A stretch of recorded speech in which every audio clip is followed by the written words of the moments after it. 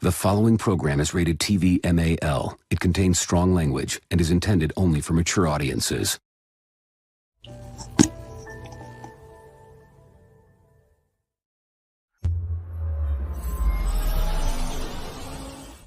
Hold up, hashtag heels for life. Wanna welcome everybody, yeah, we gotta get it hype. Hey, every week talking wrestling, we get into it. Current events, even guests that we're interviewing. Hosted by Chris, Kid USA, and Nappy Boy. Shout out to Ziggy, put the smack down, you can't ignore. The best you gon' find anywhere online. Tell the competition they about to get clothesline.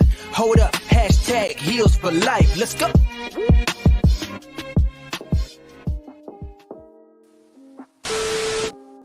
Welcome again on this second, Sunday edition of Hashtag Heels for Life Wrestling Podcast. I'm your host, Mr. Team Bring It, and we got special guests. We got Mr. from the Broadcast Network? Yep. Broadcast Network. Mr. Brody. I met him on Twitter. We became really cool. We've been talking wrestling and on Twitter, on the Twitter spaces that I told you guys about. So for the next few minutes, we're going to give him the floor. He's going to tell us like where he came from, where he's from, how did he get into wrestling, his podcast, and all the good shit. But before we do that, first, I need you to do it. So I need you to give a thumbs up to this video and comment. Then I need you to subscribe, and then I need you to hit that notification bell to get news and rumors from Hashtag Heels for Life. On Facebook, YouTube, and every streaming sites available. All right. So, Mr. Brody, the floor is yours. All right. Yo, what's good, people? It's your boy, Roderick, the curator of the new Broadcast Network. Something I'm very excited to bring to the people. Something I've been working on for a very long time. Not only we talking wrestling on there, we also doing some streaming, sports, music, whole lot of different things. I'm very excited to bring that to everybody in the fall and in the wintertime. That's what we're going to be doing.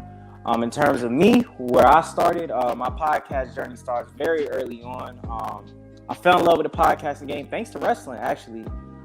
Some of the first podcasts I ever listened to were wrestling podcasts. So that's how I got into the game. If you want to also see some of the older stuff that we got right now, check out the What Up Bro podcast. I'll give Chris the link. He can share that out to the people. Y'all go check that out. We're going to have some, like I said, Broadcast Network, new and improved, but we're going to have some dope things for you. And we already got some dope content already out there with the What Up Bro podcast. Also, if you want to follow me on Twitter, please. On my personal page, Brody Says What? That's BRODYSAIDWHA. And if you want to follow all my wrestling takes, because I am a wrestling hot take artist, as Chris will tell you sometimes, you can follow Culture Corner PW on Twitter as well.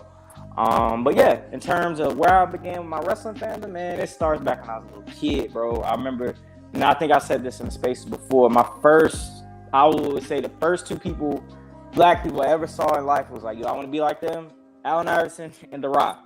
So that should tell you right there where my fandom starts. And man, I've been a fan ever since, man. Been hooked. A lot of my friends, they kind of got away from it, but I don't know. It just was a love I couldn't get away from. So now I'm here, man, giving people the content. So appreciate you for having me on too, by the way. Yeah, not a problem. I think there's something wrong with your mic. I'm hearing some it's like static a little bit. Okay. Is it still there? Yeah, it's still there. Okay, hold on. What about now? Can you hear me good now? Talk one more like mic one. Can you hear me okay right now? Yeah, I'm still like hearing some static in your mic. Okay. Just a little bit. Let's see. While you doing that, I am just pouring this around. We will get stuck in a second. Hang on, y'all. Just a little technical difficulties, just a little bit. Appreciate you guys standing by. Still staticky? A little bit, yeah. Oh, man. Maybe just be the phone. Oh, man. Hold on. Actually, matter of fact, give me like 2 seconds. You start the show. Give me like 2 seconds. I'm getting on my computer and we be on live. Will do. Okay. All right. So, while we wait for Brody, so I'm gonna just give you guys just a little bit of what we're gonna be talking about this evening. I'm gonna try to freestyle this as much as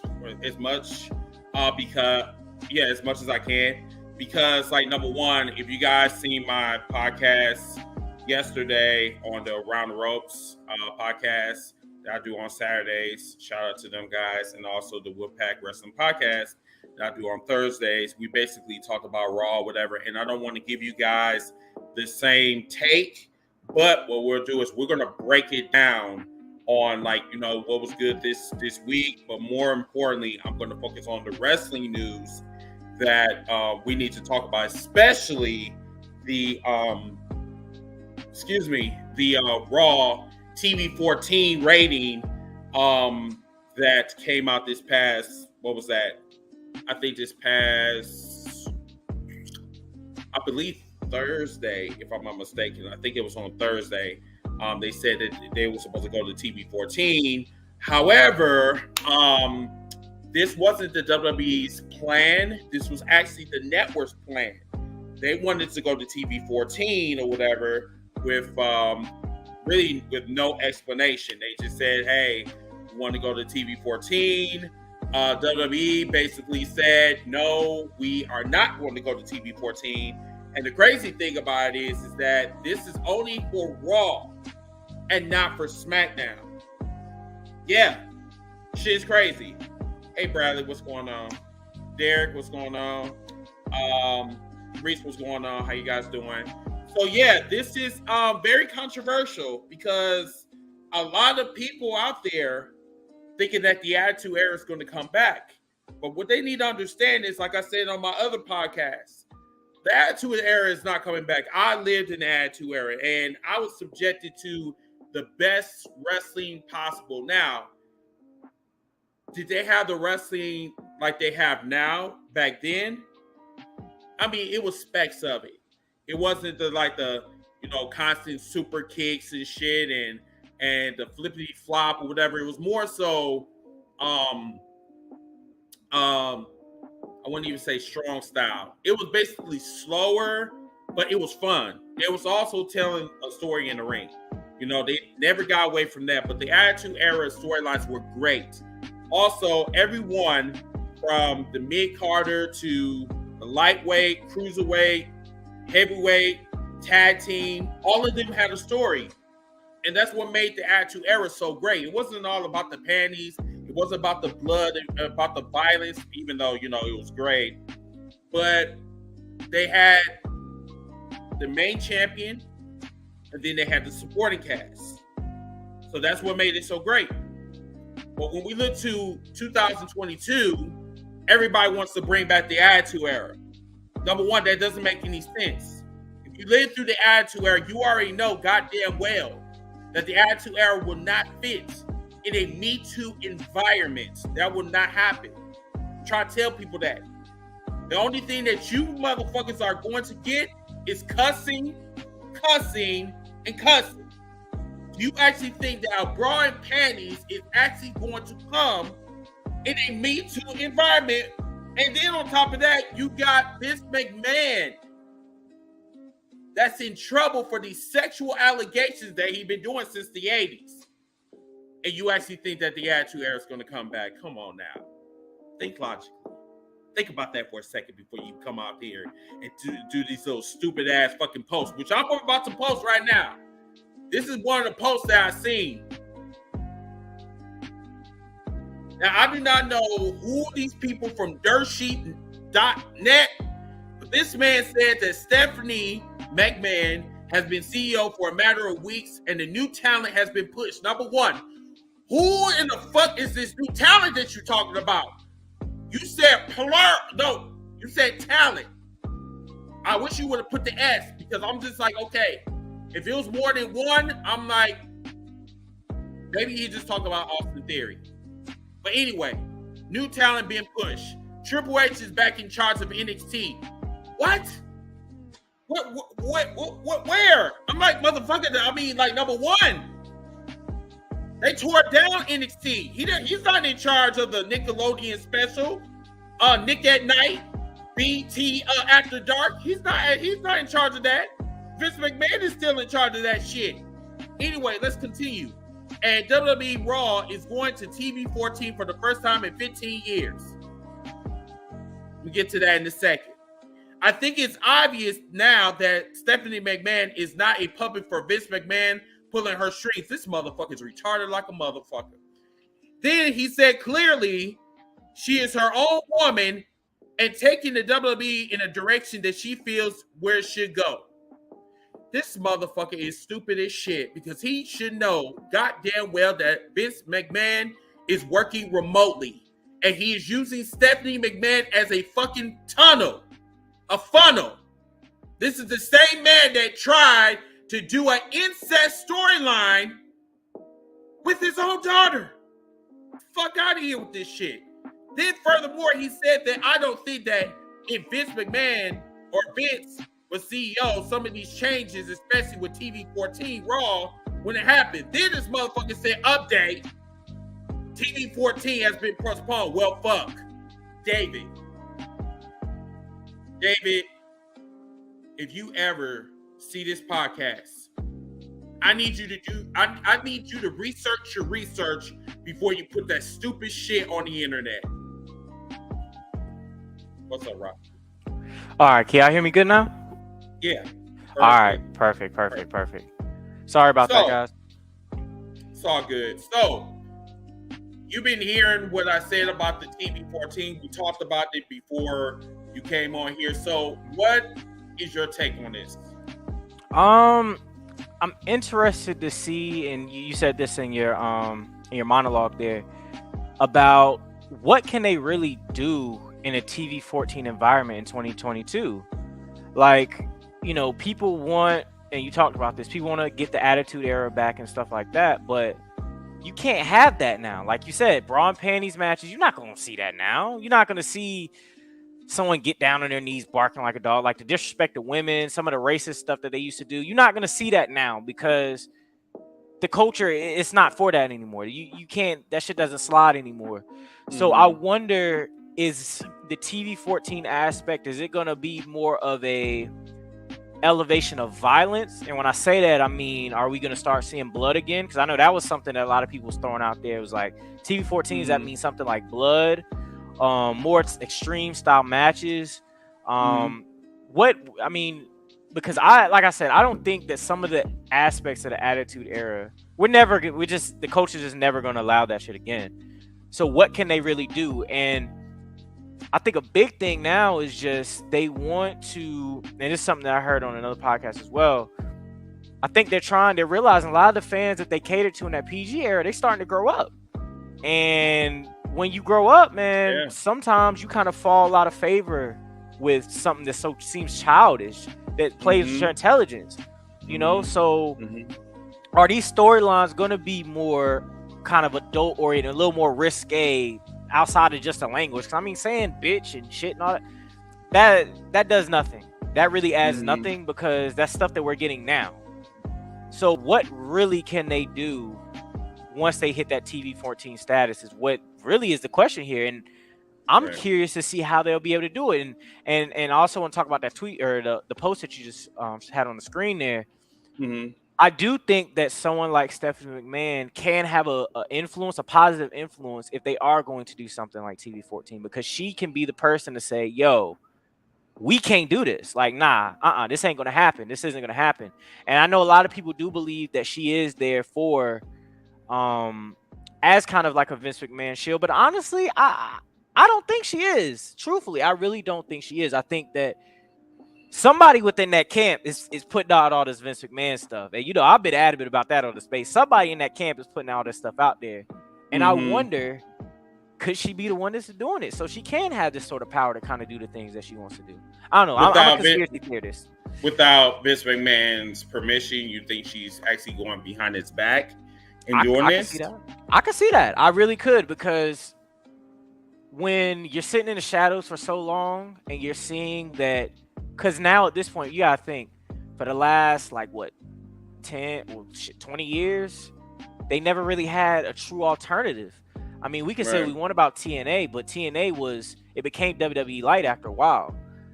Now there's a real alternative with AEW. So now it's like, okay, we're going to have to get in with the times. Her husband caught on to it quick. Triple H caught quick, was like, no, this is the direction the business is going in. We need to go there now. And that's why he started rating all the talent from the indies and really was trying to work with, like Evolve and all these other promotions and say, look, let's go ahead and bring them in so we can kind of form our super indie, because now that's what AEW is. AEW is a super indie, thanks to what they've done with NXT. So yeah, I definitely do think they got something to do with it for sure. So let me ask you this: do you think the reason why they even decide to play with this TV-14 rating is it because of the AEW effect? Yes, for sure. AEW is here, and it's only a matter of time before AEW reaches that status of mainstream. Everybody kind of flocks to that in terms of wrestling. It's only a matter of time, because AEW, and I've been vocal about this. I was a little shaky about it at first, but AEW has really become a true alternative. And WWE is starting to realize that shit now, because I mean, look at some of the people that they're signing. Look at what WWE's talent is doing to get to AEW. That's really what it's about. It's like, yo, all our talent is trying to get out of their contracts to go there. Oh no, it's something. Same thing with WCW back in the day. That was really what the start was. You had people like Scott Hall, Kevin Nash, all those, Hulk Hogan, Macho Man, who go before then. They jumped ship. And that's when WWE really took notice, like, oh, they might really have something there. So I think so. Okay. All right. So let's go on to the next item. I believe that, we already talked about this, that they prematurely put this out on airwaves and it kind of backfired in their face. Now, Eric Bischoff had something to say about this. He said that, let me remove this banner. So he said that AEW is flatter than piss on a plate in terms of television ratings. So he basically said in a nutshell that, let me just read this. He said, okay, so many believe that the WWE's decision to move back TV-14 is a result of the rise of AEW, though Eric Bischoff doesn't believe that may be the case. The former WCW president talked about this potential change on his latest episode of Strictly Business podcast. His co-host theorized that this change is related to the popularity of AEW. However, Bischoff opposed this sentiment, mentioning that the WWE is not losing the market share to their competitor. He also shared his wild opinion on AEW's ratings. He said it's not like the WWE is losing its audience to AEW. AEW is flatter than piss on the plate in terms of television ratings, said Eric Bischoff. It is what it is, and the WWE is not losing its market share to AEW. So why would they react to something that's not affecting them? Can we honestly say that, y'all? Like, honestly, if we're sitting here and we're saying that the WWE is not being bothered, follow me. If they're not being bothered, why are they counter-programming like Cody said in 2019? So, if you're not bothered, why are we even mentioning TV-14? Why? You're not bothered. Why is this in the conversation? Why are they saying shit on TV? You're PG? I shouldn't be hearing shit. I shouldn't be hearing like fucker or anything like that of the sort. So I'm like, I'm trying to figure out. Eric Bischoff sits on the WWE's dick 24/7. I get it.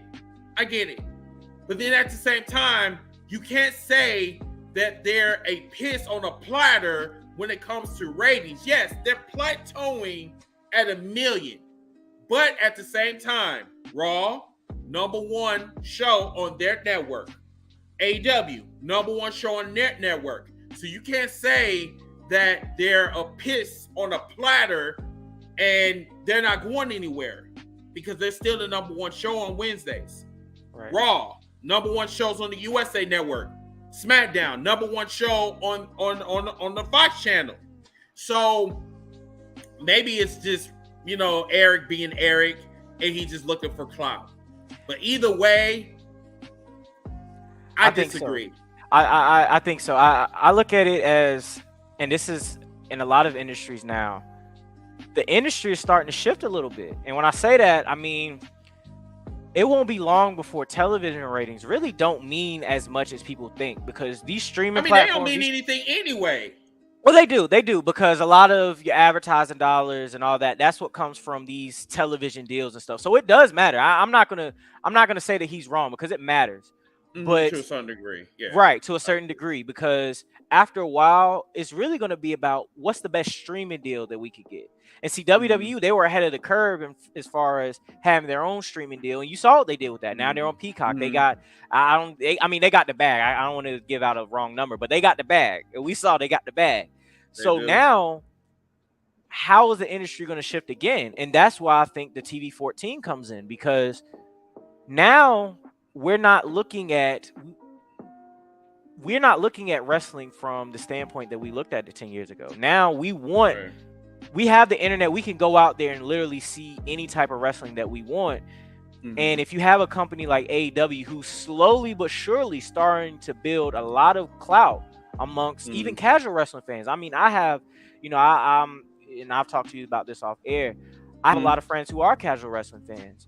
And they're sending me stuff about AEW. They're like, yo, what's this? Like, oh, what's going on? I have people who were lapsed fans who weren't really watching it, but they was like, yo, like I heard of AEW coming out, and I was like, man, I want to check that out and see what's going on. So WWE needs to be prepared, because I feel like if they don't evolve with the times, they're going to be left behind. And that's with any industry. I mean, if you don't evolve to what the fan base is becoming, people are going to stop watching. Now, I think WWE is an institution like the NBA, like the NFL, like the NHL, like any of those brands where you think wrestling, you're instantly going to think of WWE. But after a while, that AEW flag is going to come. And once it hits mainstream, once it hits mainstream on that level, it's going to be a problem, because we look at Vince McMahon as a billionaire. No. Yeah.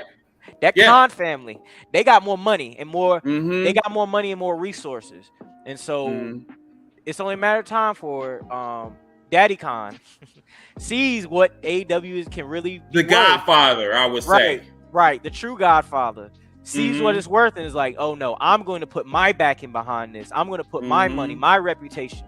Because right now, I mean, AEW started maybe 3 years ago, 3-4 years ago? 3 years ago, 3.5 years ago, yep. Right, so now we're just seeing the beginning stages of this. We're not even thinking about 10 years down the line of what AEW can be. You know what I'm saying? Because, they're already starting that right now. So I'm curious to see, and like you said before, they're not making this move because AEW isn't a factor. For sure. AEW is a factor. For sure. Okay. So the next item, so Brock Lesnar 2.0 made his way to AEW, but not exactly in the way we're talking about. He actually showed up on Saturday's AEW Dark tapings from Orlando. So what do you think? I know it's kind of too early, but what do you think of him showing up? I want to make this statement. I want to make it loud and clear to Tony Khan. Hopefully, Tony Khan, you listen. Matter of fact, Tony Khan, I know you listening. Please do not, just because someone has that WWE name behind them, they once was signed, does not mean that you need to run out and have them on any of your shows. Please, sometimes there's a reason why these people didn't work out WWE. It don't matter what kind of name value they got. It's clear something there something didn't work with him, or something happened, because he was, I mean, for you to be labeled the next Brock Lesnar and now all of a sudden you are released, that should give you some pause, right? Chris, that would give you pause, right, Chris? I mean, yes, most definitely. And they even said they released Parker because of some unknown disclosed reason. And they didn't say why. So that's a red flag right there. But I mean, hopefully he succeeds in AEW. You know, we'll see. But I got a question for you off that. What do you feel about that? Do you feel that AEW is signing too many guys and girls with that AEW with that WWE banner saying, "Hey, this is former WWE superstar, NXT superstar"? What are your thoughts on that? They're doing too much. Like already, AEW locker room is oversaturated with Ring of Honor talent and then AEW talent. And then you got fans that's, bickering like on the sides and saying that, okay, so why are these, ex-WWE stars are getting championships before the day one ones? Yeah. You know what I'm saying? Like the whole thing with, shout out to Strickland, Swerve and Keith Lee. Yes, salute to them. Former WWE stars. Why did they get the tag team championships before someone like Powerhouse Hobbs and Ricky Starks? Right. That's a valid argument. Yes, it is. Yes. But at the same time, they've been getting a lot of traction. They're popular on the roster right now. So I see why they got the tag team championships. Plus the backstory, the Hardys, that didn't work out because of Jet's situation. We're not going to get into that. And then the Young Bucks. The Young Bucks was supposed to... Okay, the Hardys position... Oh, no. The Young Bucks position was supposed to be the Hardys. Mm-hmm. The Hardys was supposed to go down to Keith Lee and Swerve. That was their original plan. But because that happened, the Young Bucks, unfortunately, was in that position. Right. So, Matt is hurt because he has, I think, a neck stinger, I believe. Ooh. So the Young Bucks are going to be down for a little bit. So Swerve and Lee are going to be tag team champions for a bit. Right. And they're going to continue their feud with Team Taz. So I guess the question for that is, and I know you talked about this, Powerhouse Hobbs and Ricky Starks, to me, they've become a true tag team staple in AEW, and I think they should be pushed as such right now, especially. And I agree with you. I really do believe that they probably should have gotten that championship.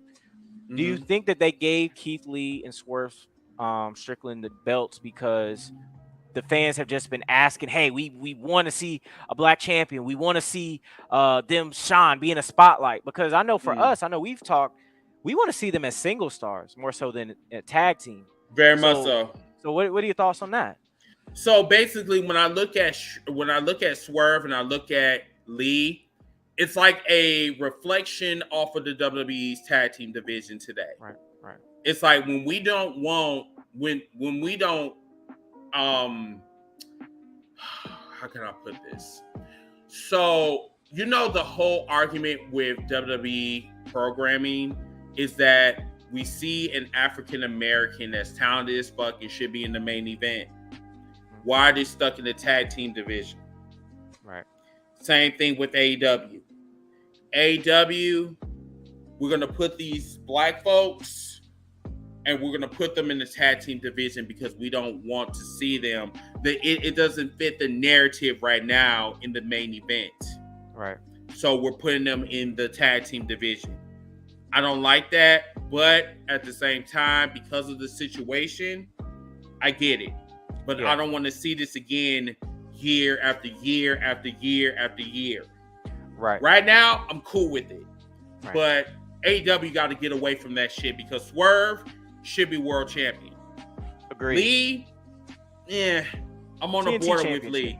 He should be in that TNT championship mix, yeah, for sure. Yeah, and I agree with you 100%. I think that, when I saw them that they won, my first thought was, dang, okay, part of me was like, I'd rather see them break up as a team than seeing them win the championships. I'd rather you give it to Powerhouse Hobbs and Ricky Starks, because they've been there since day one and they've been working their asses off to get over, especially Ricky Starks. Ricky Starks is somebody who I wasn't aware of until AEW, and to see the progression of him, to see how much of a star he's like. The same thing with Powerhouse Hobbs.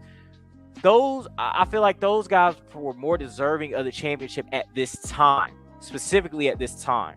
Mhm. However, I am glad that Swerve and Keith Lee did win the championship, because I think if you're gonna have your first black tag team champions, those are two perfect guys to say those are the people that we want as our first champions in that way, because we know in the future big things are going to be there for both of them. I agree with you wholeheartedly. Swerve Strickland will be AEW champion within the next year and a half. It just is destined to happen. Keith Lee will be TNT champion at some point. It's just destined to happen. So for me, my thing with that is, why wait? You know, why not put the pressure on them now to say, all right, let's really build them up, so where, you know, when CM Punk comes back, because I think that's what all roads into in terms of the world champion, when CM Punk comes back, we have Swerve as a ready contender for him. You know, even if he doesn't win the belt at this moment, have him ready, have him there. Is like, look, boom. And that's a match that I don't think we've ever seen before either, right? That's it's something new, it's fresh, it's exciting, and it takes on another element. And I think that's something that AEW needs a lot of in their main event scene. Another Very element much right so. now. Yeah. I mean, why not put a little bit of blackness into their main event? Now, Reese asked, he said, why did they ban people from wearing AEW t-shirts at the WWE events?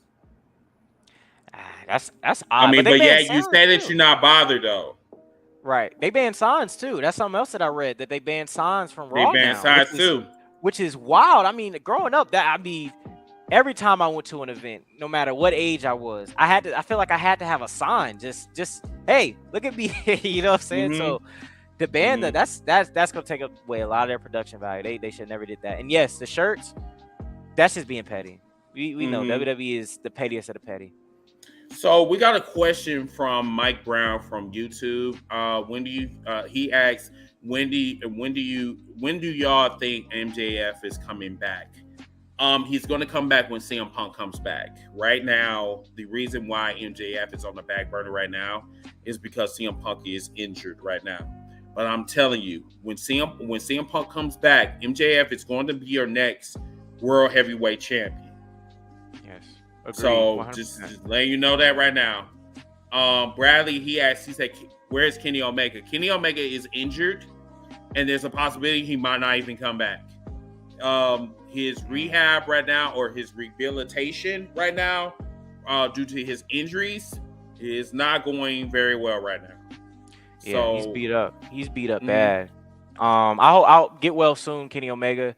I think when he does come back, though, and this is something I've thrown an idea out there to you as well, he really should be that special person in AEW that does show up every now and again, has big matches, and kind of goes off. He has nothing left to prove in wrestling. I think his all-time spot is kind of solidified. He's done the damn thing. He's lived the dream, man. Exactly. So in some other news, we got SummerSlam that's coming up. If I can put it on the screen. So this is the card so far. You have Liv Morgan versus Ronda Rousey, and then you have you got Baron Corbin versus Pat McAfee. I'm sorry, but I'm gonna love that rivalry. Then you got the Usos versus the Street Profits. And then you got the wild card of this match. You have Theory versus Bobby Lashley. Of course, you got the main event for the 1 million time, Roman Reigns versus Brock Lesnar in a last man standing match. What do you think about that? So the one thing that I want you to point out here, and I know that I'm not the only one that's thinking this, how many matches on this card are just rematches of matches that they've done either on SmackDown or Raw within the last couple of weeks, or at the last day of pay-per-view? I mean, I'm sorry. How many times can you do Roman and Brock? Like, and I know they're saying this is the last time. I get it. You know, hey, marketing. I don't believe it. But fuck. We've seen it beat to damn death. Like, and I get it. Brock Lesnar is a draw. He's a draw. But he can draw against so many other people. If Roman is just going to whoop everybody's ass until The Rock, why don't we just throw new people at him? Just feed new people at him. Let him beat them down. I mean, they've been doing it for the last 2 years anyway. I mean, so I don't know why they would stop. Because the SummerSlam name, they feel like they got to have this big name on it. It's like, dude, it's one thing to have a big name on a show, but it's another for you to do something that you've done so many times. The people are kind of sick of it. Like, truthfully, when I heard Brock Lesnar's music, when Roman Reigns and all them were in the ring, I literally took a collective groan of, give me some. Yo, what in the fuck? Like, how many times can you really, really do this match and people still care? Because at this point, I really don't care. I feel like the outcome has already been there. It shouldn't matter. Who gives a damn?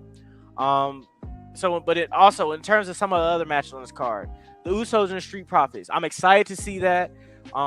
They had a great match at Money in the Bank. I'm excited to see what they can do going forward. I think there's just a great rivalry in general. But please don't beat this rivalry to death to where people don't want to see it anymore. Same thing with Usos and New Day. They did the same thing before. Let's not beat everything to death. Theory and Lashley. Who cares to see that? And I love Lashley. I think Lashley needs all the flowers in the world. He should be United States champion. Fuck it. He should be WWE champion. We want to keep it a band, but that's another conversation. But how many times are we going to beat this Theory Lashley situation there? Liv and Ronda, okay, that's a cool, that's a new match. That's something different. That's something cool. But at this point, I don't even care to see Ronda Rousey because we just know she there for her check. And if you there just for the check, cool, bet. But I don't care to see. I'm just not a fan of Ronda Rousey just in general. I'm just not a fan. So I don't care to see that. Liv Morgan, I'm glad that she's getting her flowers. She deserves a championship. She deserves a long run. Truthfully, I don't think she's making it out of SummerSlam with that belt. I think they waiting on Charlotte to come back. And as soon as Charlotte comes back, we're right back to the same Ronda and Charlotte because they're just trying to get to Ronda and Becky at WrestleMania. That's really what it's about. Now, I will say Pat McAfee and Baron Corbin. I am interested in that, and I'll say why I'm interested. I'm interested because I like Pat McAfee. I think Pat McAfee is someone who is not a wrestler per se, his matches are phenomenal. I think every match that he's had has been great. And we can say that's because of the people he's working with, but I think he is somebody who he gets it. Someone who comes from the outside of wrestling, who truly does love it and truly does get it.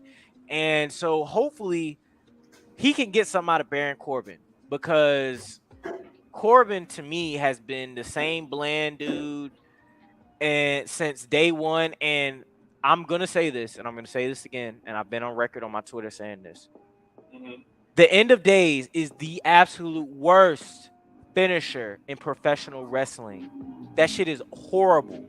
Like, it's bad. It's really bad. Like, I hate that move with a passion. So hopefully Pat McAfee doesn't have to deal with that because, if he does get that, he's not going to kick out of it because that's like a protected ass move for some reason. But overall, my thoughts on this card as a whole, like the caption said, it's a weak ass card. And truth be told, I don't think anybody's going to miss anything if they don't watch this show. And those are my thoughts, honestly. Just same old WWE bullshit. All right. Well, nicely put. Like I say, I don't have anything to really add to that because everything that you said was pure facts. So Conan on his podcast, Keeping It 100, revealed Santana and Ortiz is currently not on good terms. This was all confirmed on the reports of Proud and Powerful will be separating soon. It said that Santana will not be renewing his AEW contract, and that is very upsetting. Yes. I hate that so much because they really, out of all the teams in AEW that they've ever had, that was the one team that they really, really just screwed up big time. They put them with Jericho, made them background players, never gave them a real shot at the tag team championship. Yeah. I didn't either. They never gave them a real shot at the tag team championships. And it sounds to me like Santana looking like, bro, you don't see this? You don't see what they doing here? That's what it sounds like to me. Chris, what are your thoughts on that? I really believe, I concur. Like, I really think that they got royally screwed. Once again, like you bring on power, proud and powerful, LAX, and it's like, what did you do with them? Like, they just became henchmen for the inner circle, and they didn't do shit. Right. And that's what pissed me off the most. Right. And how many times as fans on Twitter did you see us saying, "Oh, then Santana and Ortiz, they up next. They up next. They up next. It's they time. They up next." Never happened. And nothing happened. Nothing happened. Sad. It's sad. Do you so now that they're planning on splitting, do you think that they'll be able to succeed on their own, or do you think that they will be at their best as a team? I mean, they have a strong name in the indie scene. Yeah. So that I'm not really worried about per se. But they just will not get a strong, TV push. Yeah. I think that's the only thing. Unless they go to the WWE. Which they should have did from the beginning. If you want to, yeah, we keeping it all the way a band. That's really where they should have went, because I think Triple H, and this is early, this is still Black and Gold NXT. Triple H would have known what to do with them. He would have. I mean, I'm not saying it's not too late, but the thing is, with the narrative with the WWE, it always keeps constantly changing. So if Triple H is in charge, which he's not, but if he is, I would get Santana, because I don't think Ortiz is going anywhere anyway, and they're on bad terms. So damage has already been done. So the next item is Sasha Banks. Sasha Banks is going to be at the Chicago Comic and Entertainment Expo, C2E2. If you guys have never went to this in Chicago, go to it. It is dope. Love it. That was my first convention in 2020, before the pandemic. It was really great. But the only problem with that is that she's Mercedes. That's her name that she's going by right now. She's not accepting any pro wrestling booking until January 1st, 2023. And she's also looking for $30,000 for signing and appearances. Mm-hmm. What do you think? First off, Queen, get your money. That's number one. Get your money, Queen. 30,000, go get that. You're worth more than that. You're worth more than that. But get your money, Queen. That's number one. Second off, I'm just glad that Mercedes, and this is what I'm gonna reference her as now going forward, that Mercedes is able to go out and finally do the things that she wants to do. Because I feel like, and she is probably one of the most underutilized, underappreciated wrestlers that the WWE has ever had, male or female. That's saying a lot. I believe that wholeheartedly. She should be bigger than what they think Charlotte is right now. I think that's just some white privilege type of shit that's going on right there. Agreed. She should be bigger than what Becky Lynch is right now. Mm-hmm. And if we want to be honest with you, the two faces of the women's division in WWE should be Sasha Banks and Bianca Belair. I believe that wholeheartedly. I agree. Because between her mic work, her wrestling ability, her crossover appeal, damn it, the motherfucker was in Star Wars. You know the type of bag that you got to get to be in Star Wars? Star Wars, nigga. Star Wars. That's another level and of you money. Telling me that she's at this level, but yet you gonna put some bitch named Charlotte, like, that's working on 13-time world champion? Right. And she's still doing the same shit that she's been doing for the past 10 years? Woo! Woo! I'm like, girl, bye. Right. Exactly. So, no. I'm just happy that she's getting her money. I hope she gets everything that she deserves. I hope she goes to AEW and her star power really gets to show. Matter of fact, I don't even think she just needs to go to AEW. I think she needs to go over to Japan. Because I think that's something that she really wants to do. If she do it, that's cool. But balling a budget hunter, he said that $30,000 is way too much. I disagree with you. I disagree with you, man. her value, once again, it's that Star Wars buddy. That's number one. It's Star Wars buddy. That's number one. And number two, she's just super talented. I just feel like because she has been away for so long, and you got to also think she came back for a little stretch, but she was gone for a while before then too.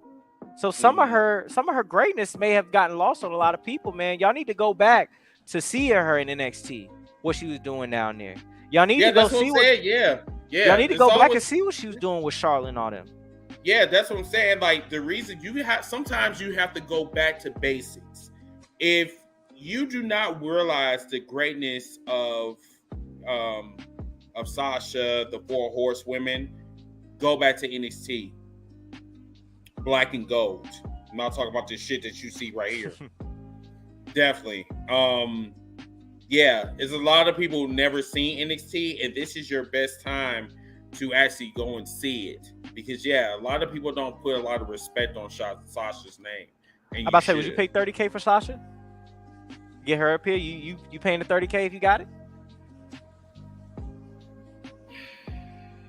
Yeah, I would. Because of the name value. And then, you know what I'm saying, you have to know your worth. Because if I was in her position, I would charge a little bit more. I'll charge $50,000. Okay. I would. Okay. So. Okay. I agree with you. I think she's the hottest name. She's probably top 3 hottest names in wrestling right now. She ain't stepped in a ring in months. Think about that. One of the hottest names in wrestling right now, and she hasn't stepped in a ring in months. That should tell you all you need to know right there. Exactly. And then King Kofi, he said 30 G's is well deserved. She worked hard for that. I agree. I agree. Same. Austin Jones, he said that Regal went to the bat for Sasha. Yes, I could agree. I concur on that. Most definitely. He did. And it worked out very much. You know, both of them left the WWE, but you know, whatever. That's inevitable. But you know, whatever. Yeah, let's talk about this little number real quick. So when the accident, okay, so this is the rivalry between Bret and Goldberg. So Bret has not forgotten Goldberg for ending his career. And you know, sometimes Bret can be very petty, but in this situation, I agree, because Goldberg is so overrated. Goldberg is not one of my favorites. Goldberg is not one of the people that I say, oh, he stands out because he had a 181 record in WCW. But anyway, so reading this, they said when the accident happens, you tell your side of the story and no one believes it except for the person, especially the person who negatively affected by it, and it sucks. I will take it to my grave, and I'm sure that he will never forgive me. Goldberg on Bret Hart's aggressor against him. What do you think about this, bro? One, Bret Hart, he got to let that hate go. It's been a long time. I know. I disagree. Okay, we can talk about it. Yeah. I think at some point, Bret, you really just kind of got to let it go. And I don't mean let it go from the standpoint of you saying, oh, you know, we're going to be friends. We're going to be buddy-buddy. We're going to be this. We're going to be that. But at some point, you just got to kind of realize, and Goldberg has been on record saying this, I was not the best wrestler in the world.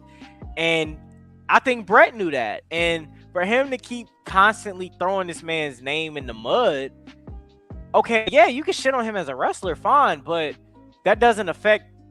You shouldn't talk about him as a person. You shouldn't question him as a person. You shouldn't talk about him on a personal level because of something that he did in the ring. Now, if he went on record, it was like, man, you know, yeah, I ended Bret Hart's career. That's one thing. But if he's been on record saying, hey, you know, that was my bad. I fucked up. I wasn't on that level. That was my bad. Cut the man some slack. But see, here's the situation with that. See, Goldberg came out disrespecting the business. He said he never really cared for wrestling to begin with. Okay, so that's where you fucked up. Then what you're supposed to do, you want to be the most safe when you are in the ring with that person, with your opponent, with your coworker. You want to make sure that when they came in the ring, they was in good health. When they come out the ring, they're in good health. Goldberg did not have that sentiment. Goldberg never had that energy. He just said, "Oh, well, my bad." You should have been careful when you were dealing with one of the legends in this business, and you wasn't. You ended somebody's career, and that greatly affected Bret Hart.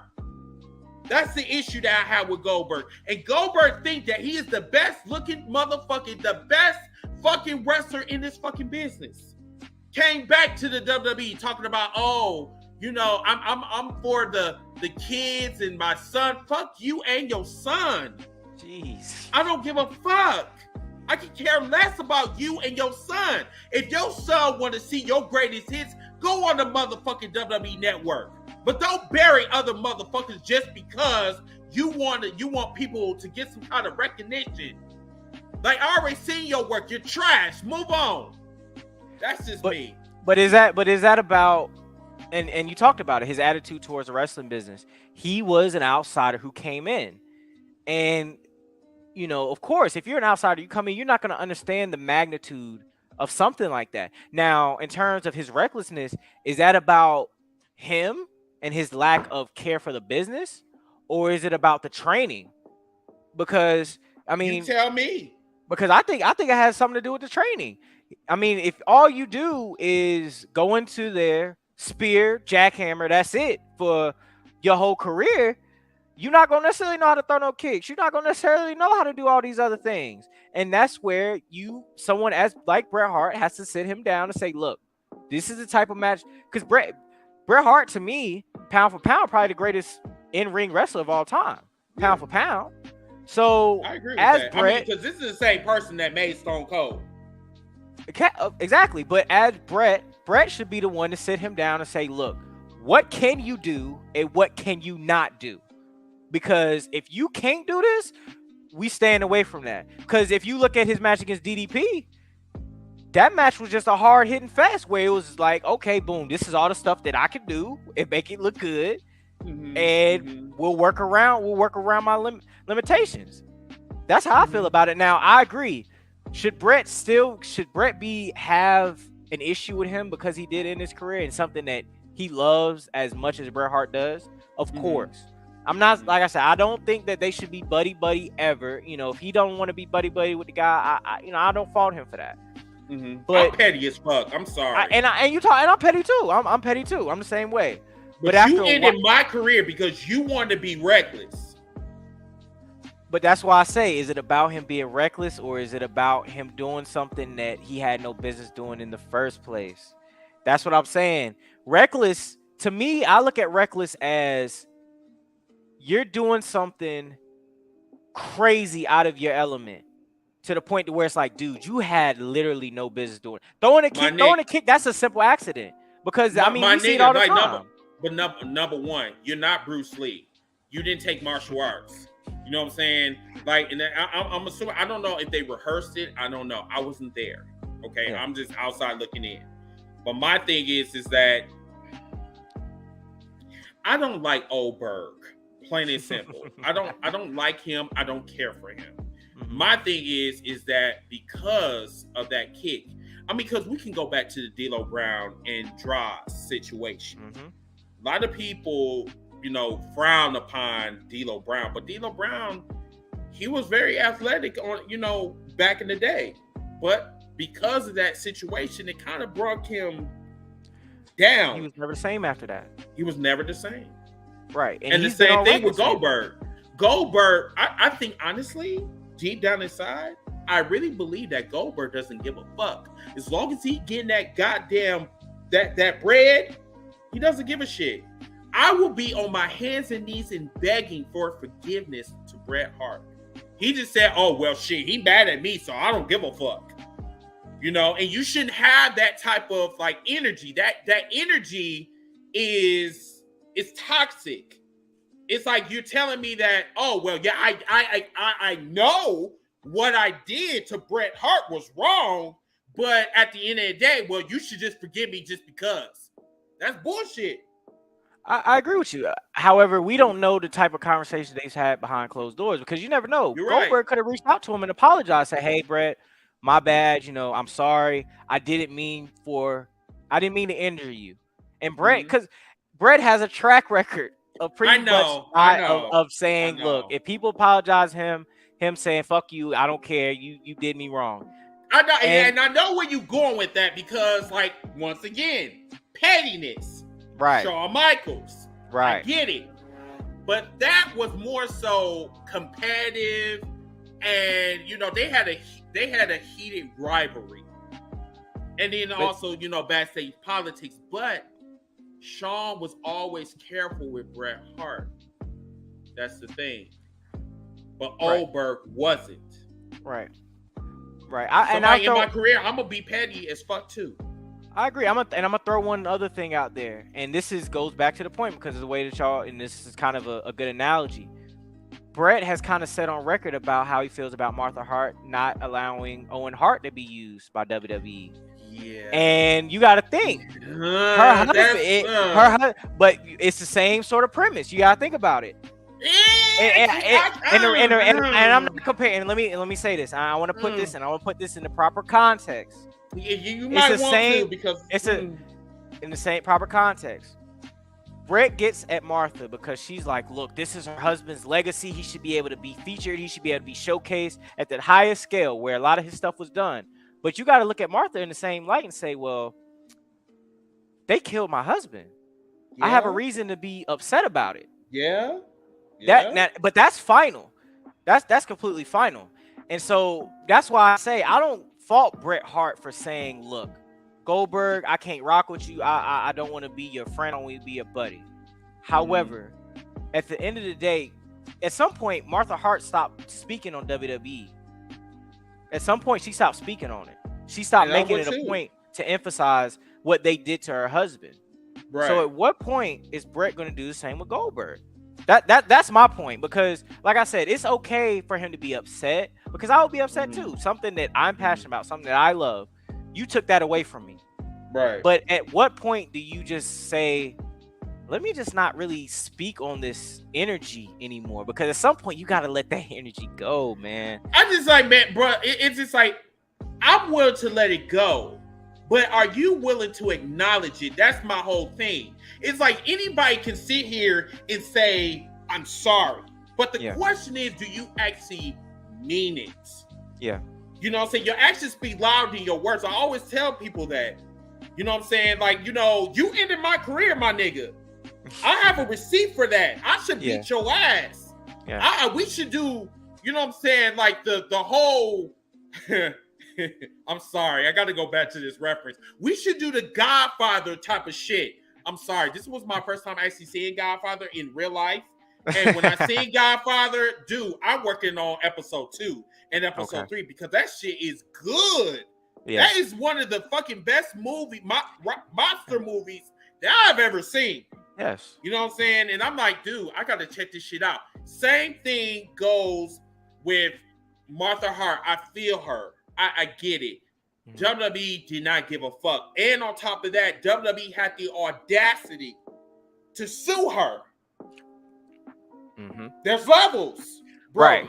There are levels. That's what I'm saying. And the whole thing with Bret Hart, I wouldn't forgive him either. But you just brought up an excellent point about that. WWE tried to get petty back with Martha Hart. I've never seen Goldberg sit and say Bret Hart deserved to have his career ended that night. Because he doesn't want that energy. Well, but I don't think in his heart he truly believes that, because at the end of the day, Goldberg may not really give a damn about the wrestling business, but I think he understands the magnitude of, this is how my family eats. You feel me? Well, that's because he doesn't want to be blacklisted like that fucker Hulk Hogan. See, Hulk Hogan. It's a different type of energy. Goldberg comes across as the guy where he about his money, and he understands, look, if I took money away from you, I should have a level of guilt for that. I do. I really do think that. And I think although he's arrogant towards the wrestling business, I don't think he's arrogant towards the magnitude of what the wrestling business does for certain people.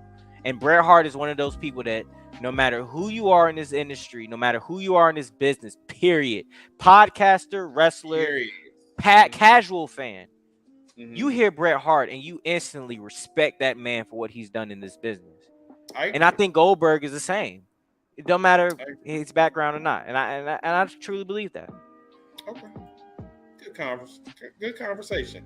So, Roderick Strong wants to leave the WWE. Your thoughts? He should have left. Shout out to him anyway. Just for the name alone, Roderick, I love it. But he should have been out. Honestly, now it's just a matter of where he goes. I don't want to see him in AEW. I think he'd just be another face there. I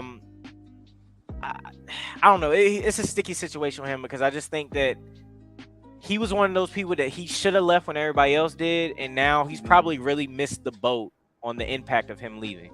Yeah, I think it's just like now, you see like the WWE likes to hold you and shit, and then when you try to leave, then they blast the fuck out of you. You know what I'm saying?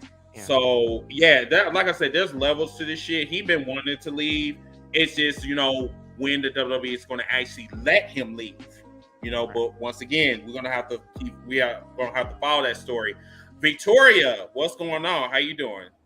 She said, "Are we really surprised though?" No, not at all, honey. Not at all. One said that him and Ali, I think, yes, I believe Ali is trying to get out of his contract as well. Yeah. Yeah, so there's a lot of folks that's trying to get out of their contract, not just, these two, you know what I'm saying? And then also, too, I want to bring this up, too. So this story broke out yesterday while I was on the All Around the Roast podcast yesterday. So apparently, Brian Gumble, which I didn't know he was still alive, he works for ABC, and apparently they've been trying to reach out to former WWE female talent that used to work for the company, and they're trying to reach out to them for interviews about the Vince McMahon allegations. Yep. So don't be surprised if you hear some stories about this sometime next week. Preferably on a Monday or Friday when you get paid. So I just wanted to put that out there. So do you think that's going to add? I'm sorry to cut you off. Do you think that's going to add another wrinkle to this Vince McMahon situation? Because I think the can of worms has been open, and we about to see some shit. Well, I mean, no. I don't even think people even give a fuck, honestly. No, because once again, Broderick, like we were talking about right now, like we've been talking about, on Twitter, tribalism is very powerful in this day and age. Yeah, they feel that I've been with the Titanic. I love the Titanic. I like what they're giving me, what they're offering me. I like riding the cruise. I'm going to go down with the ship, and if I have to die right along with the Titanic, then so be it. Right. And that's how the WWE fans are. Yeah. I used to be one of them motherfuckers. Like, I'm for real. When I decided to open my mind and say that, the wrestling business is vast. And like, I can learn so much, not just in the WWE, but I can learn elsewhere as well. You know what I'm saying? Like, that's why I go some of these indie shows. That's why I do a lot of networking. I want to learn about the business. I don't want to just have a one-track mind and just stay here, because I'm missing out on so much opportunity. You know what I'm saying? I can't talk about the, what ifs or whatever, because if I don't know about what happened outside the WWE, like the territories, you know what I'm saying, down south, northwest, east, west, you know what I'm saying, and on the East Coast, West Coast, there's so much wrestling that we can know about. But if I'm just here constantly, I can't learn nothing, right, at all, right, right.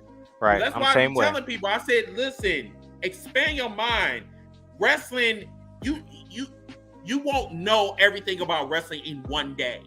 That's impossible. I'm 39 years old and I'm still learning about the wrestling business, y'all. Yep. I agree with you. I'm like that also. Wrestling, WWE really is just scratching the surface of what wrestling really is, because you got promotions literally everywhere, and people really don't understand. Wrestling is one of the sports that is still as global as anything else. Like basketball, we look at basketball as a global sport. Soccer, football, whatever you want to call it, as a global sport. Even baseball as a global sport. Boxing, professional wrestling is right there with all of those other sports in terms of its global impact and how people identify with it. Even to a certain extent, you look down in Mexico, down there, it's boxing, soccer, wrestling. So I agree with you 100%. They expand your mind, people. Expand your mind. Yes, because you never know what you might be missing out on. So Reese said that Vince is about to be on GMA or 2020. I actually see that. I actually see that happening. And then Juan said that there's going to be so much more stories, man. Shaking his head. And then Victoria said Monday on Twitter, 9 a.m. sharp. And then Austin said, have you noticed since Cody came back to the WWE, a lot of good things, good or bad, are changing in WWE? TV-14, some wrestlers perform better, etc. What do you think? I mean, that's a very interesting comment. Do you think that's why they want to go to, TV-14? Because they have been getting a little bit more edgier ever since Cody did come back. So I do, see that trend. You know what I'm saying? So what do you think? I agree with that. I think Cody has definitely, and I'll say this because I've been on record saying this. When Cody came back, I was one of those people that thought he's gonna come back and he's going to blend in like everybody else. I got crow. I'm eating crow. I'm eating a lot of crow because I was wrong. Cody came back and he completely changed the landscape of WWE to me. And to that brother's point, I think his influence is big because he did come from AEW and he did kind of say what their mindset is over there. And he can come back to them and say, look, these are the things that we really need to focus on if we want to make our product, update our product, elevate our product. And I think his influence is there for sure. But what you're saying is that this man could be the mold. The mold. You know what I'm saying? Because okay, so let me see if I can break this down because I knew at some point we was gonna probably get into this. Yeah. Thing about this with Cody Rhodes is that Cody Rhodes reminds me of that treacherous bitch that you should not turn your back on. Because at any given time, if it's not about the money, if it's not about the titles, if it's not about anything that will keep me happy, I'm gonna turn on you.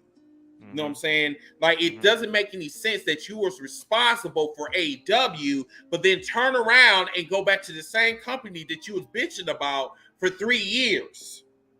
Fair point. Makes no sense. Now you want to go back to the WWE talking, I want to go and tell you our secret. The secret is that, you got to go to TV-14. And then also, maybe we could get maybe MJF and maybe slide him in just a little bit. I can talk to him on the DM. That type of shit. And that's why I don't trust Cody Rhodes. I don't trust him. He want to go around and he want to pretend like he's Superman and shit. He almost lost a titty. You know what I'm saying? At not a titty. I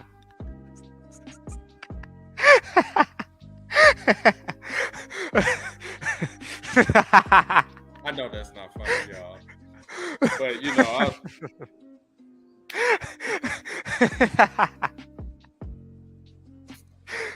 okay, that was real tears, Chris. Real tears, Chris. Real tears, Chris. That wasn't. I didn't mean it that way. I meant his. I meant. I know. Okay. Real tears, Anyway, Chris. Oh man. But no, that I wasn't trying to be funny on that. I wasn't trying to be funny. That was the actual like serious injury that he sustained. Yes, I get it. Get well soon, But Cody. at the same time, he doesn't want to listen to doctors. As a matter of fact, that brings me to this point real quick. So apparently, I mean, things are going fine. I actually don't have it.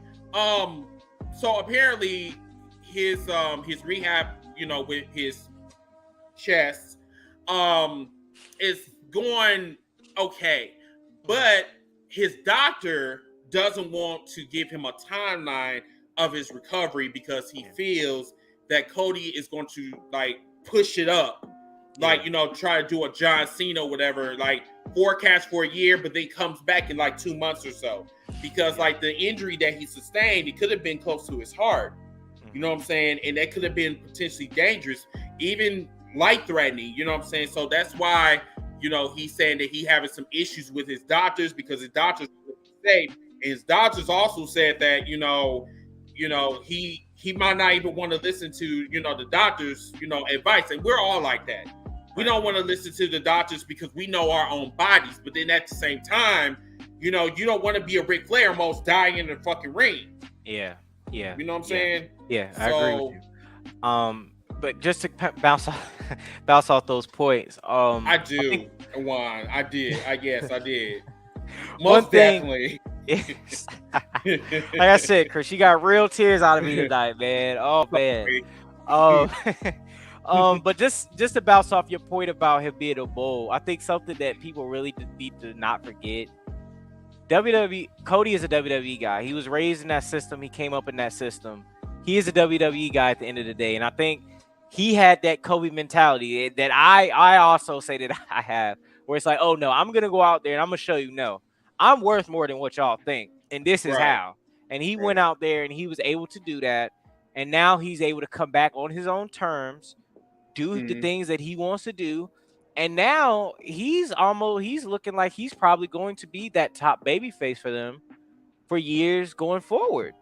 And for him to come back early, I think he shouldn't rush it. He needs to be smart. I think if he was smart, man, try to come back at the Royal Rumble. Come back at the Royal Rumble, win it, get your WrestleMania main event. Unless The Rock is showing up, which I hope The Rock is showing up. Yeah, because they said that The Rock, early 2023, they said that he's available. Yes. Yeah. And if he's not the guy against Roman, Cody is the only other person that I could see them putting up against him with the potential of him maybe even winning. So that's what I think. I think that Cody came from that system. People forget because people worship Cody because he is such an AEW guy. Like you said before, tribalism. People look at Cody and they just have this, he's AEW, he's AEW, he's AEW. It's like, no, dude. He was trained under the WWE system. He got his start in WWE. Last name be damned. He's a WWE guy. You feel me? So that's how I think about it. So Austin said that they changed the TV. They tried to change the TV-14 because of MJF and other wrestlers from AEW and other networks in 2024. We're gonna have to talk about that too. Austin also said that they dogged Cody and he went out to prove to the WWE wrong, and the WWE is eating crow. Yep. Juan said that Chris wants to say titties so bad. I'm so over it. Reese said that his doctors is trying to prevent Cody from having Barney chest. Oh, I think you talk about the purple him when he was out there. I had to think about it for a second too, but Reese, I see what you're saying, man. Okay. Barney chest. Yeah, this shit's hilarious.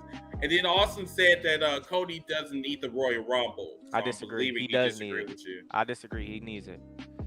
And then Derek said that he's training by Randy Orton. I thought Randy Orton was injured, but okay. Yeah. And then Bradley said that y'all sleeping on Seth. We're gonna get back to that in a second. Seth can be Roman. Okay, it's not that we're sleeping on Seth. Let me just make that clear.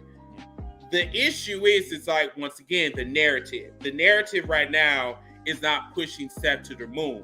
It's pushing Theory to the moon, which I have reservations about that because, like, once again, Theory does not even have the resume to stand out to me that you are a threat to Roman's title, because clearly you're not. Like, you know, I'm sitting up here and I'm trying to get excited, like Janet Jackson album, you know what I'm saying? I'm trying to get excited, but it's like I can't get excited because, like, this shit is trash. The shit that you're giving me, it's like, okay, so who did you have to suck to get to this position that you're in? But I'm not trying to make sexual references, but I'm just trying to figure out how the fuck this nigga came out of nowhere, and now all of a sudden he winning U.S. championships for 2 seconds, and now you the money in the bank winner or whatever, and now you going around with that ridiculous Pennyworth it teeth or whatever, and it's like you talking about I'm here, Roman, I'm here. I can screw you without the Vaseline. I can cash in like some kind of dirty hoe. You know what I'm saying? I don't even think he's gonna carry the briefcase out that far. I think he's gonna lose it. It wouldn't shock me if Seth beats him for it. So you think that we're going to have another Otis situation? It wouldn't shock me. I think the people are speaking and they're saying, look, we don't see this guy there, and they're going to run into the same problem that they ran into with Roman early on, with Randy Orton way back in 2004, where they said, hey, we're going to strap the rocket on this guy, let him win the world championship, and the people completely shitted on it. Because you got to think, 2004, Randy Orton won the world heavyweight champion. He was the youngest world heavyweight champion at the time, right? Mm-hmm. They thought he was going to be the next big baby face, the next big thing. Mm-hmm. And people rebelled on that quick. They was like, no, he ain't that guy. We want people like Edge. We want Cena, Batista, for crying out loud. So like, why are we going back to it's the Vince McMahon way. It's the Vince McMahon way. He gets in his mind, he gets these guys that he loves, and he's like, I gotta make them who I want them to be. And in reality, this business is about letting the people, let the stars themselves make that way. Who they want them to be. Exactly, Chris. Agreed, 100%. I agree with you. I don't like Theory either. I don't think he's that guy. I think that he just isn't there yet. He should have been in NXT 2.0. He should have been down there with the rest of those guys doing that. So I agree with you 100%, Chris. So this is just a rumor. This is not like, confirmed or anything, but apparently Paige has held talks with Tony Khan and signed on the dotted line. I don't believe that. What do you think? I don't either, but if she has, I just hope that she doesn't get hurt. Simple as that. I mean, if she got a fucked up neck and she wants to be in the ring that bad, don't get hurt. Simple as that. Because if you do, you're done. Plain and simple. All right. So this is the 1-year anniversary of CM Punk winning the WWE Championship in Chicago against Cena, blowing him a kiss, and he leaves. I love it. This is one of my favorite wrestling moments, period. CM Punk. First off, let me say this. CM Punk is one of my all-time favorites. I'm just throwing that out there. He's one of my all-time favorites. This is a big reason why. That whole summer leading up to this, the match itself, the aftermath, his title reign. Mm-hmm. This was that launching pad that made CM Punk a superstar, put him on that next level where now we look at him on the same level of a Brett, of a Shawn. Because I think he's on that level with those guys. Yeah, most definitely. Even though he wasn't in the main event like he was supposed to when he was the champion. Exactly. But I look at him as he is on the level with those guys. And this is a big reason why. And I know a lot of people who feel the same way, who CM Punk was elevated that night and they didn't properly capitalize on it like they should have. Because truth be told, this is the time they should have turned Cena heel and said, look, we're going to build around CM Punk as our babyface for a little while. Turn John Cena heel, because I think a lot of the problems we see in WWE now in terms of fans turning off, people kind of looking sideways about certain things, them not wanting to take real risks. If Cena would have turned heel and would have really done things with that, like I really think Cena would have, a lot of problems we see now, I don't think we would be seeing. I really don't. I think we'd have a lot more risks with storylines. We see a lot more of the fans really being able to have their input on these shows, and it actually fucking matters. Because in WWE, truthfully, when is the last time the fans' perspective really mattered and a wrestler didn't have to step in and say what the fans was already thinking? When has it been? Because I can't think of a time. It's been a minute. Yeah, definitely been a minute. So everyone, what we're gonna do is we're gonna take a quick commercial break. We're gonna come back and we're gonna talk a little bit about this little number. We are going to talk about, if it comes up on my screen, yes, we're going to talk about Ring of Honor, Death Before Dishonor, which is going to be this Saturday night on pay-per-view. You can order it on Fight TV or the Bleacher Network or the Bleacher Report. Please do not order from there because, yes, you will get screwed. So, yeah, we'll be right back for segment 2. And, yeah, enjoy the commercial. Don't go anywhere. Hashtag Heels for Life Wrestling Podcast will be back after this brief commercial break.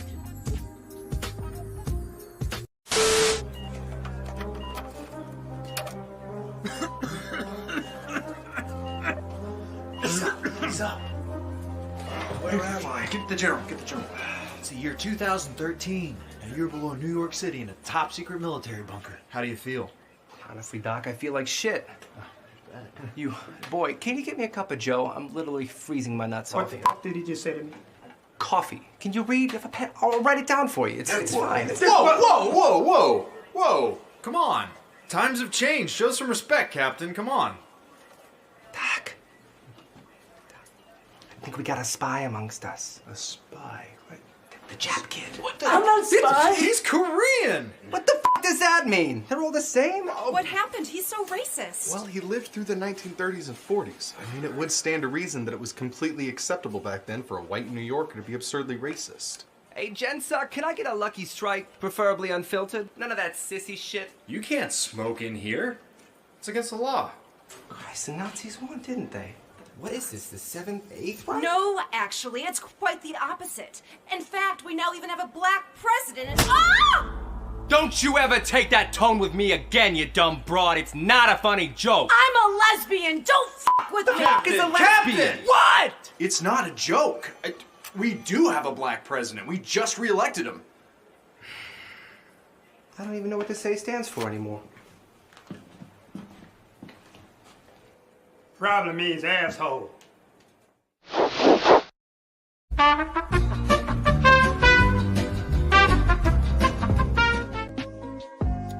So, y'all, we are back. All right. So, we're going to talk about Ring of Honor. Let me just pull it up real quick. Let's see. Pull it up. Okay. All right. So, what do you think so far about are you going to watch Ring of Honor, bro? Yes, I actually will. I'm planning on right now trying to watch it. I'm excited for it. I think the card looks very, very interesting. There's a lot of fun matches that are going to be on there. I'm excited to see FTR and the Briscoes too.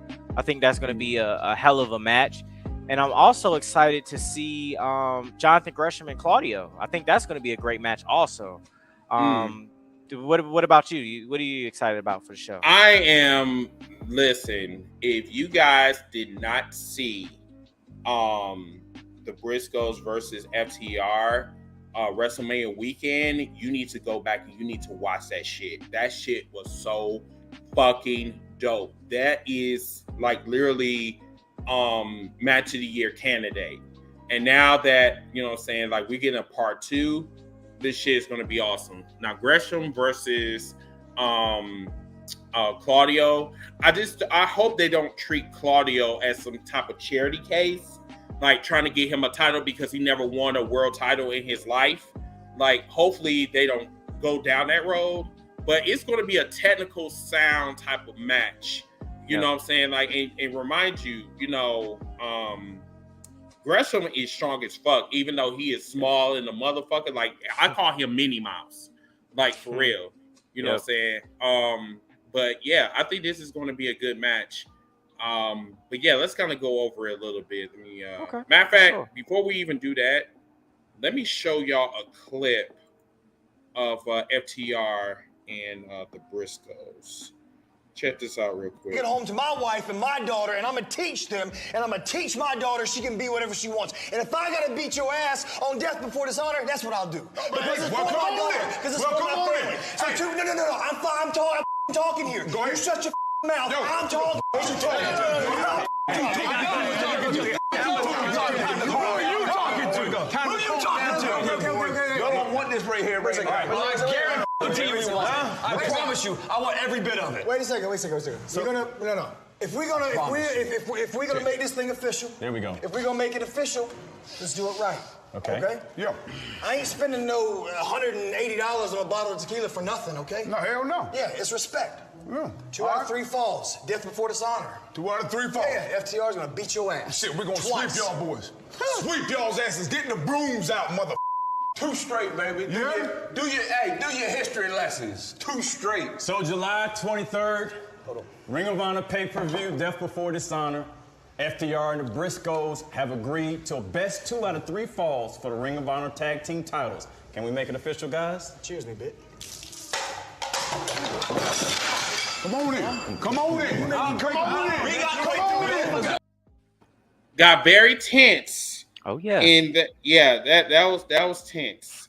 But yeah, let's go over the card real quick so we can let you guys know what's going on. So we got Samoa Joe versus Jay Lethal, Ring of Honor World TV Championship. Jay Lethal, he put prestige on that World Television title. I mean, he's like one of the longest reigning TV title holders. So, you know what I'm saying? So do you think that Mr. Lethal has a chance? Do you think his credibility in AEW is kind of because it seems like he hasn't really did shit. I personally think this match will be a showcase for Samoa Joe, as we haven't seen him in a while. Another one of my all-time favorites, Samoa Joe. I just can't see Jay Lethal winning this title at the show. I just think Samoa is going to be a showcase for Samoa Joe, and I think whoever does eventually take that World Television Champion off of him will be an up-and-coming star and not an already established guy like Jay Lethal. Okay. All right. Next match on the docket, we got Wheeler Yuta versus Dan Garcia. What do you think about this? Truthfully, I think Wheeler Yuta probably will win. However, I just think that this is just a wrestling exhibition more than anything. I don't really think that this match is about the title. I think it's just about having a showcase between 2 young stars of AEW / Ring of Honor and letting them be seen with ROH Pure Rules, which is a lot of times the best showcase for wrestling. So that's what I think. I think Wheeler Yuta is definitely going to retain the belt, though, for sure. So you said something about Pure Rules. What does that imply? So from what I understand, the Pure Rules, there's certain things like you're limited with rope breaks, strikes. I don't have all the rules put up. I can pull up the rules now. But there are some limitations there are some limitations in terms of what that championship and what those style of matches entails. So actually, I do have the rules for the match pulled up. If you sure, like go ahead. Read them. Yeah, so, and while you doing that, hang on. Oh, you got it in front of you right now? Yes. Okay, go ahead. Yeah. Okay, so of course, every match begins and ends with the Code of Honor handshake, as we already know. But it also says each wrestler has 3 rope breaks to stop submission holds and pinfalls. After a wrestler exhausts his rope break, submission and pinfall attempts on or under the ropes by his opponents are legal. So that's another wrinkle to it that you don't see in matches, and a lot, especially with rope breaks, they're used a lot. Another rule: closed fist punches to the face are not permitted. Only open hand slaps or chops to the face are allowed. Punches to other parts of the body are permitted, excluding low blows. The first to use a closed fist will get a warning. The second will be a disqualification. What? Yep. Man, that's bullshit. I'm sorry. Another part. At standard ROH matches, there will be a 20 count when a wrestler is on the floor outside the ring. Let's see. Outside interference will result in automatic termination from the roster for the wrestler that interferes. And here's another one that I think should be used in wrestling a lot more. The Pure Championship can change hands via disqualification and countout. What? Yep. What? Yep. How the fuck that's pure? Yeah, so it's definitely supposed to be to emphasize more mat-based wrestling. I think that was always the purpose of that championship, was to emphasize more technical and mat-based wrestling.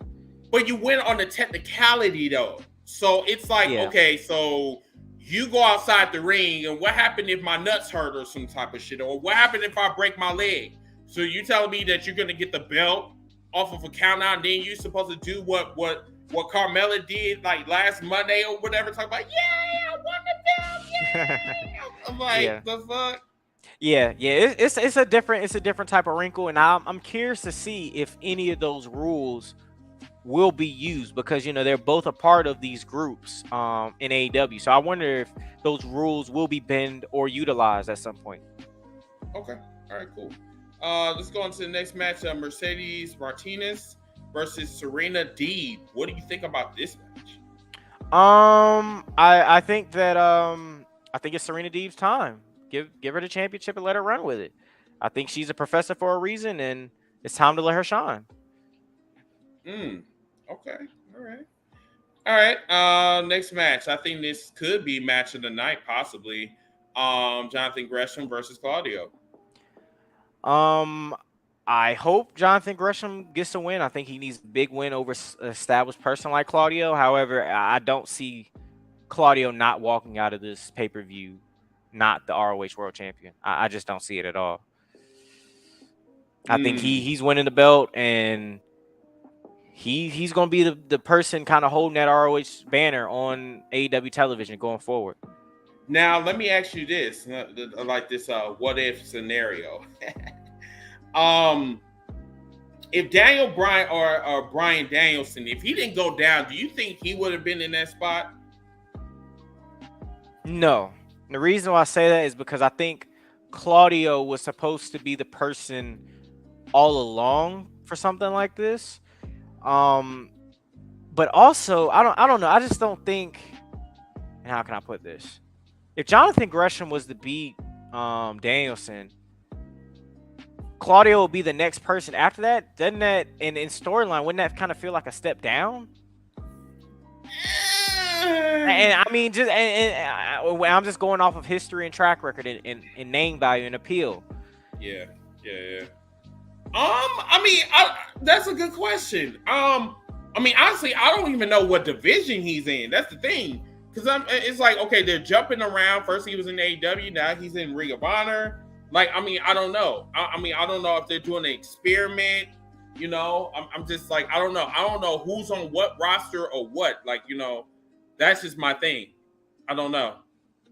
So, I mean, good question, but I just don't know.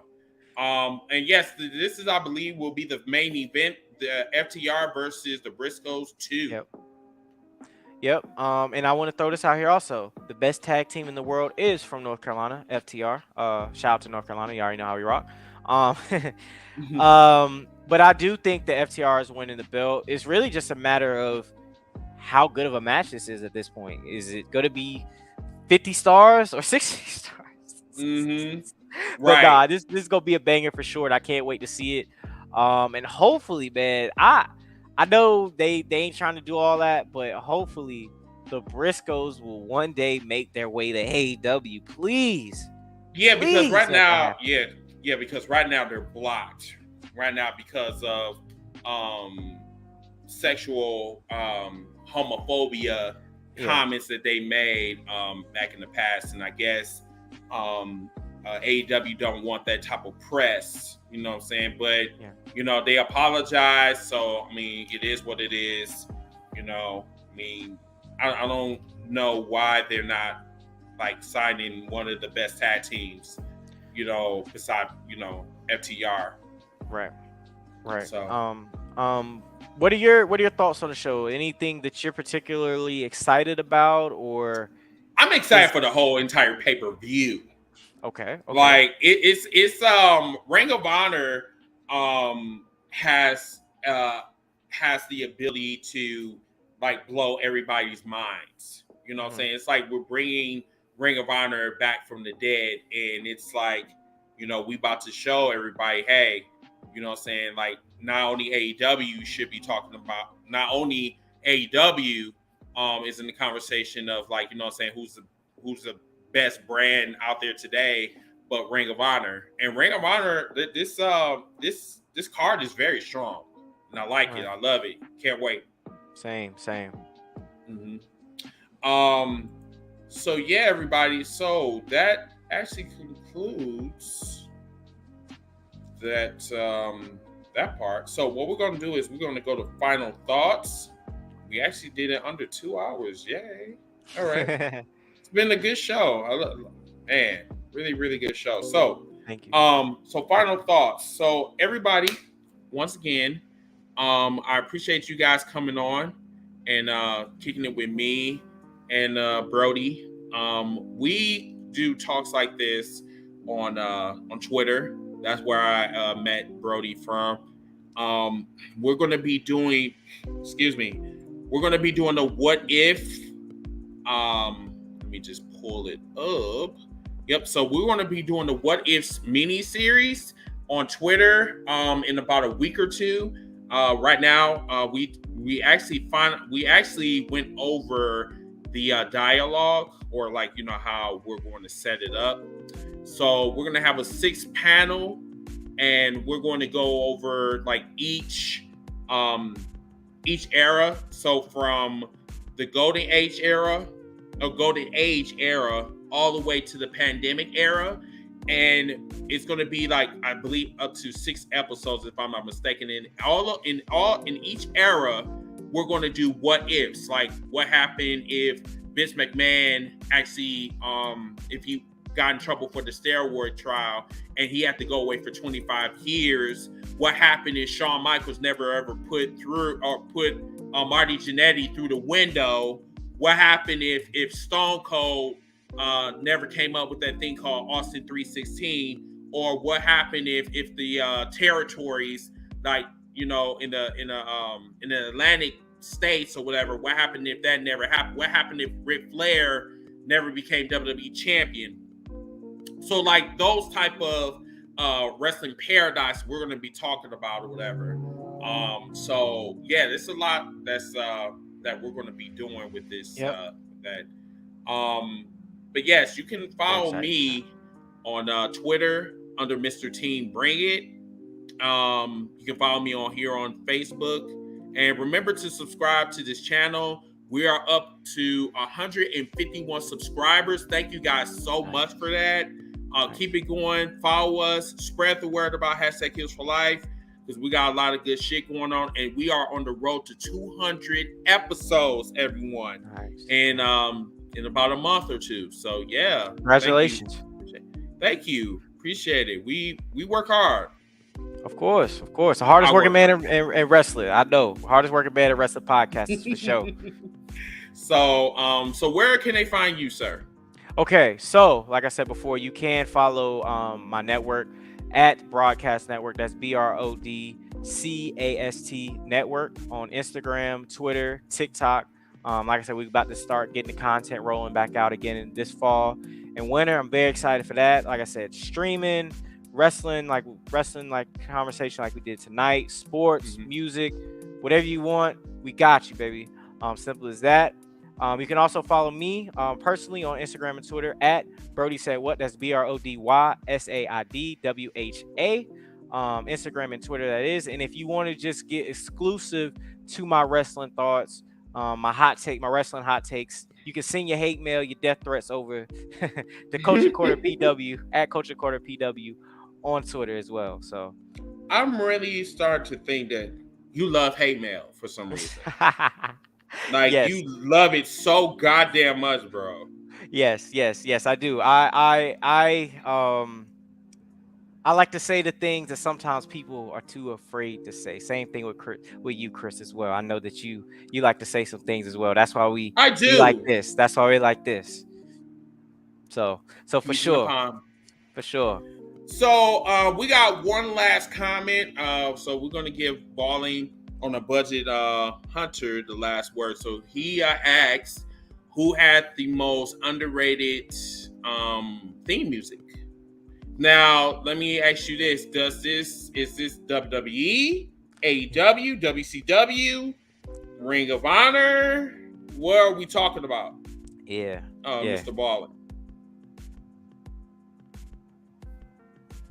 Yeah, because if I have to go with any theme music that I think is underrated, that's a tough question. Yeah, it is. We're gonna have to talk about this on Twitter. Yeah. We're gonna have to think about this. I'm gonna have to marinate on that a little bit. Yeah.